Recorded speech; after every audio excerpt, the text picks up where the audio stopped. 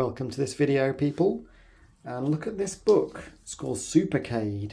It's pretty big. I would call that a beefy book. Lots of pages, hardcover, heavy.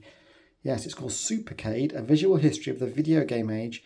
It spans the years 1971 to 1984 by someone called Van Burnham. I don't know who that is, but anyway. There has since been a second volume of this from, I think, spanning 1984 to about 2001, I think it is, more recently published. I don't know if that is, there's just two in this series or whether they plan to release more, a third one maybe, to make it a trilogy. I'm not sure. I've not seen the second book, so I can't comment. Anyway, look, it's got a good thick spine. It says Supercade, A Visual History of the Video Game Age.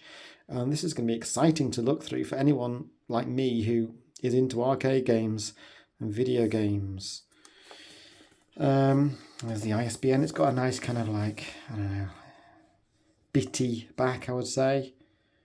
It's got a few little quotes from various people here, look, about the book. It's published, interestingly, by MIT Press. Don't think I've reviewed a book by them before. Massachusetts Institute of Technology. Fancy that. One of the last thing to say, I think this was also published as a paperback edition, but this is the hardcover one, and it's fairly rare now, actually, so I was quite lucky to get my hands on this one to review it. It's got a nice sort of almost cloth-like feel to the actual book inside. Supercade.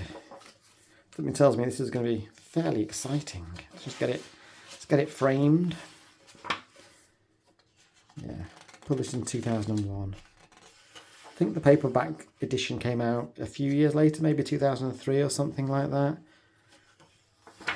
Pink, love it. Asteroids, well, that was a classic game, wasn't it? Video game, definition of that is an electronic game played by manipulating images on a video screen in a very basic way. Yes, that is true. It's contents. Let's have a look. What are the contents? OMG. Is this the contents or is that the contents? Or is it both? No, that's just a list of games, isn't it? I think, and prices. It's an old advert, I believe. So here is the real contents page. And it's so comprehensive, this, that it actually has to have its own little key down here, look. To different categories, I suppose. And as you would hope, it has been ordered sort of chronologically. So it's going slowly through time, starting at 71, ending up in, was it 84? I think it's earlier. 84. This is going to be exciting, and some of the bits and bobs at the end, and some collections and exhibits too. So let's just start at the beginning and work through, shall we? See what it is. It's going to do it by the looks of it, game by game through the years. The only legitimate use of a computer is to play games, said Eugene Jarvis. Well, I'm not sure I can agree with that, but certainly games are the funnest bit of computers. Anyway, here's the introduction. Look at that. This doesn't happen so much these days, does it? You can find arcades, but they're a bit harder to find. Some seaside towns have still got them. There's some little facts here. Can I scrutinise them? In 1981, over 250 million games of Pac-Man were played in arcades around the world. How do they possibly know that? I don't know. Yeah, I don't know how. But anyway, that's an amazing stat if it is true. Very colourful, this book. Very glossy. Jeff Bridges. Yeah, very glossy. I like it. It's very stylish. I like they're not afraid to utilise space, are they? To just lay stuff out, create a nice visual experience. Oh, nice old photo. MIT. Yeah, this is, it's almost, I hadn't expected it. It's almost sort of like a coffee table type book, isn't it? Rather than just a history book. Something that's going to be visually splendid and nice to look through, to dip in and out of. Quite a lot of text, lots of stories.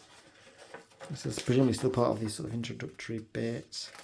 TV game project. I'm not started on the games, on the specific titles. The brown box. And that's the cover shot again, isn't it? Timeline, that's really interesting.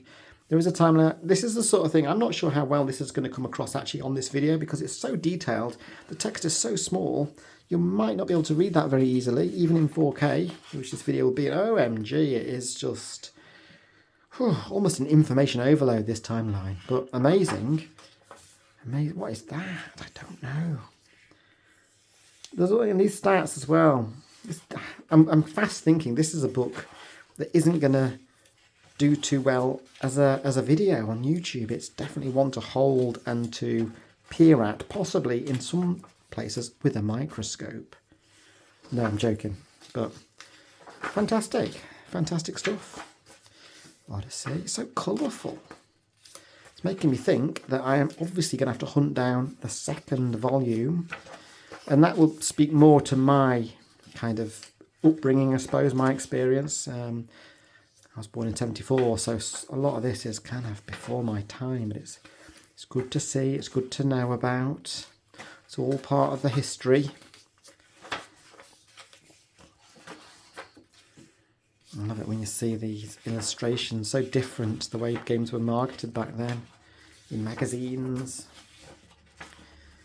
There was no internet. Very red. Wow, look at all this.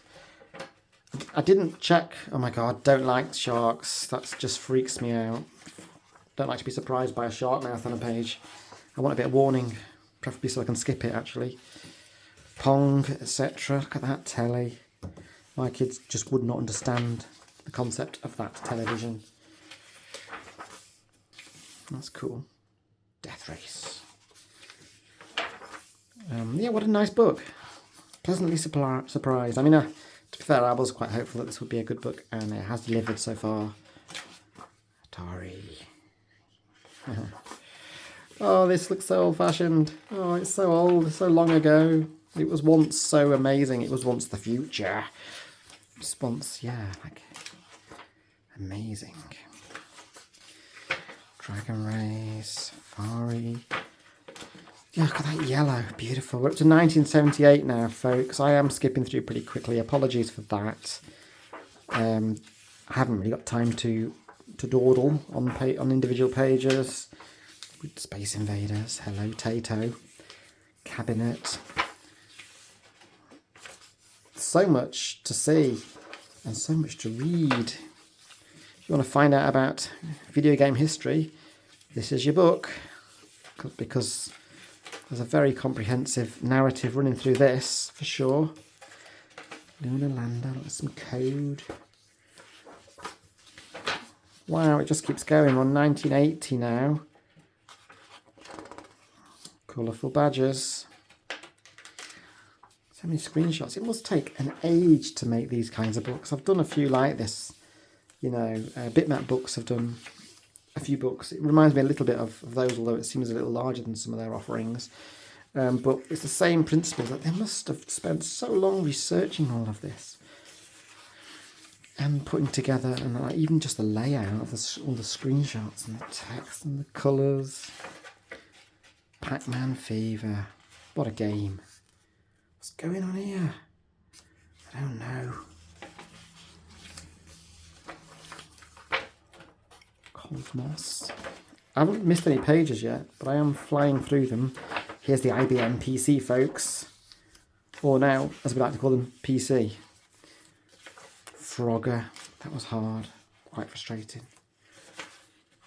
Sometimes I think about Frogger when I'm crossing actual roads these days, busy roads. So I actually think that there's, my generation were taught valuable road crossing lessons by investing time in playing Frogger as a kid. It all was not wasted. All good life prep. We're on Stargate. On it goes. Tempest. Vanguard.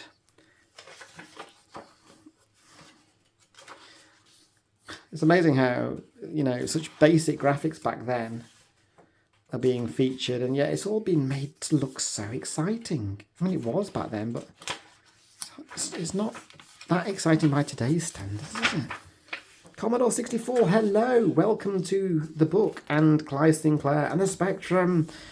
Oh my gosh, we've finally arrived at some more familiar territory here for me. Burger Time. Dig Dug. So many games. Quite a few I don't recognise still. Pengo. Looks good. Whatever that is. It's your Penguins. Oh, Cubert, remember that.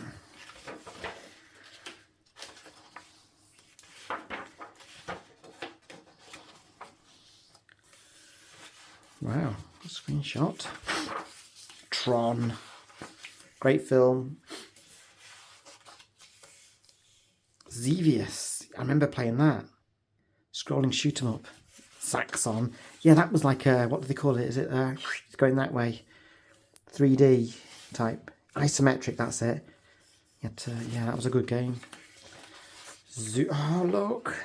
This is Dragon's thingy-me-bob. What do they call it? What do they call it? I remember. Here's a Sega console that I don't quite remember, but looks different. Congo Bongo. Don't remember playing that one. Crossbow, I do remember playing that one. Yeah, Dragon's Lair, that's the one. Wow, that was just so like, yeah, mind-blowing, wasn't it? I think at the time. Mario Brothers. Space Ace. A bit like Dragon's Lair. Spy Hunter. Sorry for anyone watching this video and wondering why I'm just reading out names of games, but they're just triggering all these memories and nostalgia. And small consoles entering the fray. Oh, Mac, look at that. Must have taken ages to draw graphics on the Mac. iRobot. Load Runner, Pac-Land, here they come. That Paperboy, loved Paperboy. I think it wasn't, I must have missed a page. Why does it say Paperboy? It doesn't. That was Paperboy, it says it there. And there's a TV programme where kids went on and played that. I can't remember what it was called now. I used to watch that. I think it was the arcade version that they played rather than the Spectrum one I had. So it was more colourful. You lost, it says. Right, we're in collections. What's this? Video game enthusiasts are a rare breed. Kind of, although I'd like to feel that body of people is now growing. Hardcore classic video game collectors. Yes, they're even more rare. So some people do like to collect the memorabilia. And the consoles and games of yesteryear. Now onto exhibits. I don't know. There's actually one that opened up not too long ago in Sheffield today. What will video games be like in the future? Don't know. Fairly photorealistic, one would say. Alan Wake 2 has recently come out at the time that I'm making this video. In end of 2023 it was. And that is stunning. I think one of the best looking games I've ever seen, to be honest. Although I've just gone over the filmography and whatnot there. Lots of screenshots of the game packaging. And then we've got an index, which again has its own key because it's so long and comprehensive. And probably doesn't come across well on the screen either. But wow, there's a lot. The index is multiple pages long. So much stuff. This is a bit of a Bible, really, of video games, isn't it? I think that's how I would describe it, to be fair. Ugh, that makes me feel a bit sick. And a bit about the author, Van Burnham. There we go. I thought it was a man, actually, but there we go. Looks like it's possibly a woman. Doesn't really matter who it is, does it? They wrote it and they did a good job. Here's some contributors listed there. I don't know, what's this? Bits and bobs, typography, the end. We've come to the end. How many pages was that, just for reference? It was a lot, wasn't it? 437, a few more, 440 odd pages. Wow. A great book. So there, thanks for staying with me. If you've made it all the way to the end with me, thank you for watching. Hope you enjoyed it, and hopefully we will see you next time. Bye for now.